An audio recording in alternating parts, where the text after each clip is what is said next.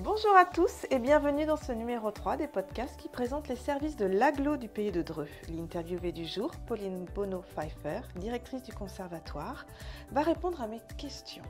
Comment cette école de musique, de danse et de théâtre fonctionne-t-elle? Quel est son projet pédagogique et artistique? Qui y travaille? Bonjour Pauline. Bonjour. Pouvez-vous vous présenter en quelques mots s'il vous plaît?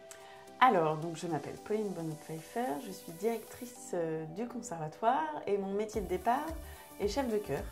Donc j'ai travaillé avec des chœurs d'enfants, des chœurs d'adultes. Je travaille d'ailleurs toujours avec un chœur d'adultes et d'enfants sur Chartres. Qu'est-ce qui vous a donné envie de postuler à l'Agglo du Pays de Dreux? C'était de travailler sur un grand territoire et d'avoir la possibilité de faire rayonner le conservatoire hors les murs. Et on peut déjà faire un parallèle entre chef de chœur et directrice du conservatoire? On peut. On peut faire le rapprochement parce que c'est vraiment créer de la cohésion et faire en sorte que tout le monde aille vers le même projet, que tout le monde lise à peu près la même partition. Qu'il y ait un peu d'harmonie. Voilà, exactement, c'est le même travail. Pouvez-vous nous présenter en quelques mots le conservatoire? Alors le conservatoire, c'est le conservatoire de l'Odyssée, donc c'est un bâtiment qui est sorti de terre en 2006 et qui est partagé entre la médiathèque et le conservatoire. Ça nous permet de faire des projets en commun et c'est aussi un lieu dans lequel il y a un auditorium qui sert de lieu de diffusion, qui peut servir de lieu de résidence. Le conservatoire, en gros, c'est 17 salles de cours. Et quel est le positionnement du conservatoire au sein de l'Agglo du Pays de Dreux? Et comment vous travaillez avec les autres services? Le conservatoire est donc au sein de la culture, au sein du pôle service à la population.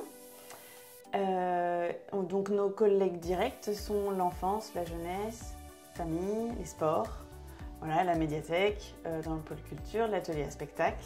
Et donc le but c'est effectivement de travailler le plus possible ensemble. On a des idées en tout cas. D'accord. Et pouvez-vous nous présenter le projet pédagogique et artistique?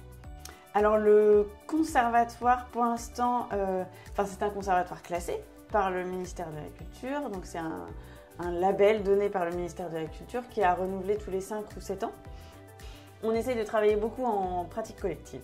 Donc les élèves ont leur cours d'instrument, le cours d'instrument peut être déjà à plusieurs, c'est pas l'élève face au prof, ça peut être l'élève face à 2 ou 3 élèves de niveau similaire. On travaille beaucoup avec la pratique collective, les orchestres, les chœurs, l'atelier de musique traditionnelle, les ateliers de musique actuelle qui sont fort développés, là on essaye cette année. Pourquoi pas un atelier de musique du monde? Enfin voilà, l'idée est d'avoir une ouverture la plus possible sur différents styles musicaux. Et artistiques aussi, dans la danse, on a la danse contemporaine, la danse classique. Voilà, c'est d'ouvrir un champ artistique, un champ des possibles le plus vaste.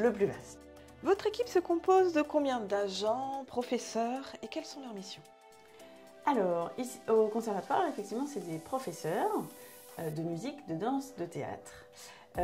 Ils sont 30 professeurs et parmi ces professeurs, il y a 4 coordinateurs à la scolarité pour suivre le suivi des élèves, les examens, s'ils font bien des cours collectifs, etc. Un coordinateur à la pédagogie qui harmonise toutes les envies et toutes les idées des professeurs. Un coordinateur à la médiation culturelle pour avoir des projets sur le territoire et penser à des projets hors les murs du conservatoire. Et une coordinatrice sur la danse. En plus de ces professeurs-là, on a une assistante de direction, donc elle gère la scolarité, la facturation, les inscriptions dans le logiciel, etc. Un secrétaire qui accueille le public et qui permet de gérer les absences, de recueillir les mails, les téléphones, etc. Et aussi une chargée de communication qui nous fait de belles affiches et qui imagine comment transmettre tout ce qui se passe au conservatoire.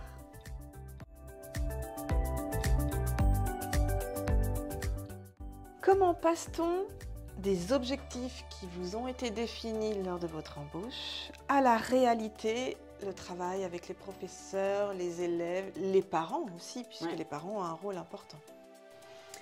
Alors, effectivement, l'objectif, c'est d'aller vers les communes et d'être ouvert à tous les publics.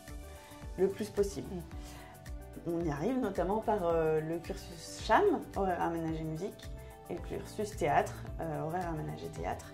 Vous pouvez rappeler le lien, c'est le conservatoire avec un collège. D'accord. Donc en musique, on est implanté au collège Marcel Pagnol.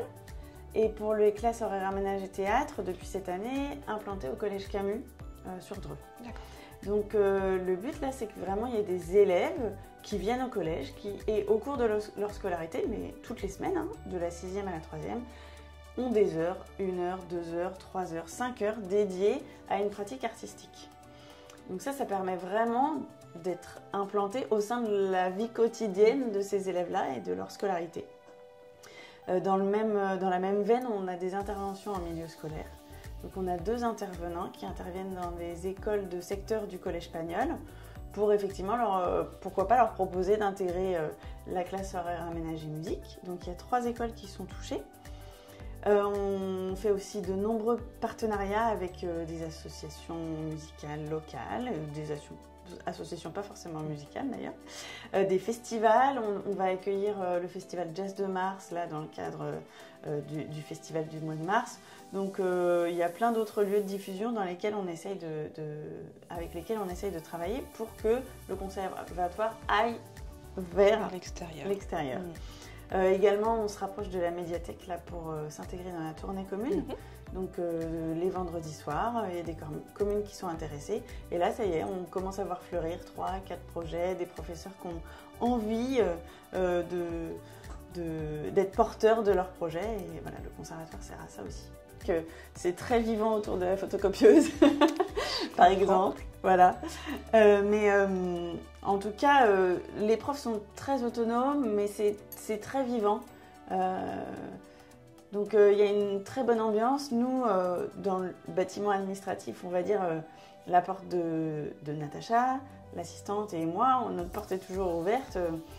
Voilà, on sent qu'il y a du passage et puis au détour d'une porte, on parle d'un projet et puis après, moi, je dois recentrer, synthétiser pour essayer de les transmettre à tout le monde. Parfois, on peut avoir plusieurs employeurs. C'est ça. Voilà, parce que c'est pas forcément des temps complets, il y a pas mal de temps non complets. Et donc, il faut créer, il faut des temps pour se retrouver, pour co-construire ensemble. Donc, comme je disais tout à l'heure, on a le spectacle de fin d'année qui est quand même vraiment... qui rassemble les 3 disciplines, donc musique, danse et théâtre. Et donc, il faut imaginer comment est-ce qu'on va faire ensemble. Donc là, on a des temps de réunion dédiés à ça. Moi, j'essaie toujours de, avant et après la réunion, créer un temps de cohésion, enfin voilà, un café ou un repas partagé ensemble, en tout cas de proposer cela, et ça permet effectivement de se retrouver. On a des semaines aussi d'écoute et d'évaluation des élèves. Donc là, par exemple, la prof de violon écoute les élèves de percussion, le prof d'alto écoute les élèves de flûte. Donc ça, c'est vraiment un moment où on apprend à connaître les élèves des uns, des autres. On peut faire naître des projets dans sa tête. Tout ça, c'est des semaines qui sont fédératrices. Voilà. Et puis, on a des temps de formation aussi, collectives, qui sont intéressantes parce que là, on se plonge complètement dans un sujet et voilà, on fait ensemble, on fait de l'art ensemble.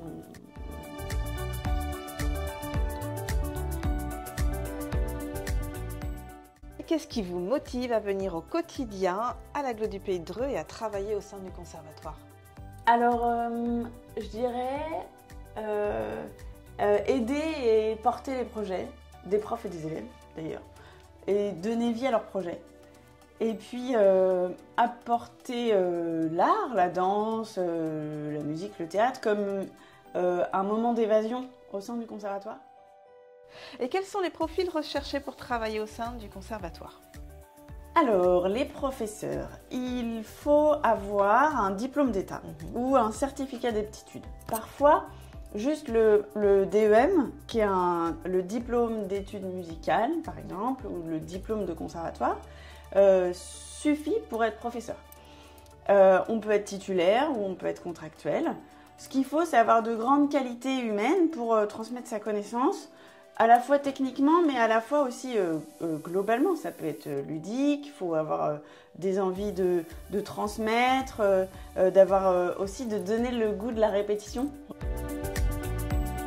Et pour conclure, pourquoi venir travailler au sein de l'Agglo du Pays de Dreux? C'est pas seulement vouloir travailler dans une collectivité, je pense. C'est vraiment vouloir et aimer travailler en collectif. Parce que les projets sont portés à plusieurs, les directions présentent leurs projets, tout le monde est au courant des grands projets des uns et des autres. Donc c'est travailler dans une collectivité, mais pour le collectif. Merci beaucoup. Merci à vous. Et puis à bientôt. À bientôt.